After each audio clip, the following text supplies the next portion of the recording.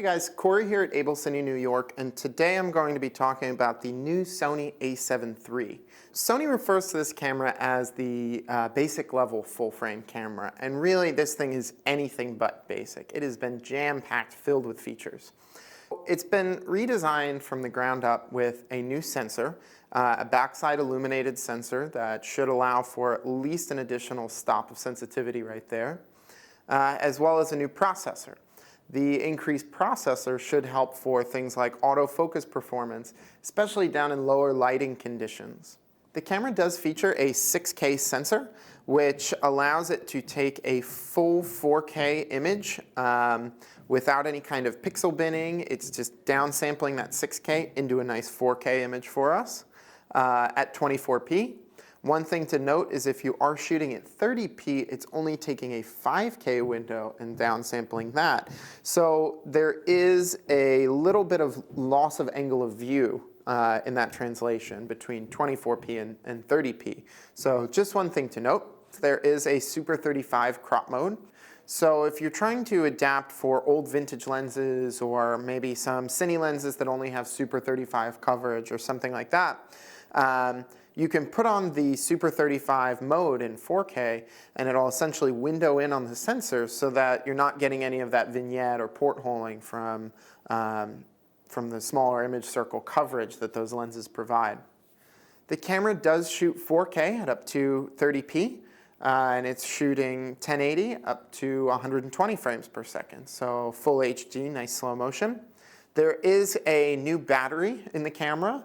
That should allow you to extend your runtime and need fewer replacement batteries with you. As you can see, the body itself has been updated here as well, just a little.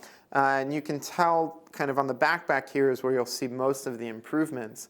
Things like this joystick and the kind of placement of the record button and things like that have all been tweaked to make them a little bit more ergonomic. There are over 11 customizable buttons on the camera that you can choose over 81 features to assign to them. So plenty of customization there.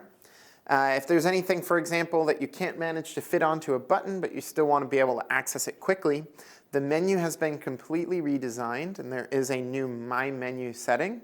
You can store up to 30 different menu entries in there for quick access as well. The camera does also have dual SD card slots, so you can have kind of dual media in here loaded up with a couple 128 gig SD cards or something, and you'll have plenty of storage space on the camera for all of your 4K recording. One thing to note, it is 8-bit 420 as per kind of most DSLRs at this point and mirrorless cameras. So totally run-of-the-mill as far as that goes, but the 100 megabits per second certainly helps out.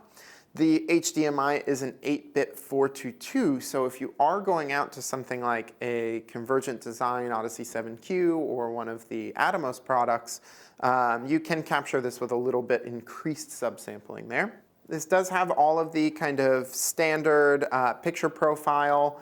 So you've got all of your S-Log 2 and 3, hybrid log gamma options, as well as a gamma display assist setting, so that if you've never shot in log before, it can be a lot easier for trying to expose and pull focus, right? Because it's going to help add back a little bit of contrast and saturation. To help pull focus, you do also have focus peaking. For exposure, you also have zebras. So there's a great combination of kind of multiple tools inside of here to help you. And there we have it, the Sony a7 III. Thank you guys for sticking along with us, and let us know in the comments below if you want to see anything else or if you have any questions about this camera or any others in particular. Thanks, guys.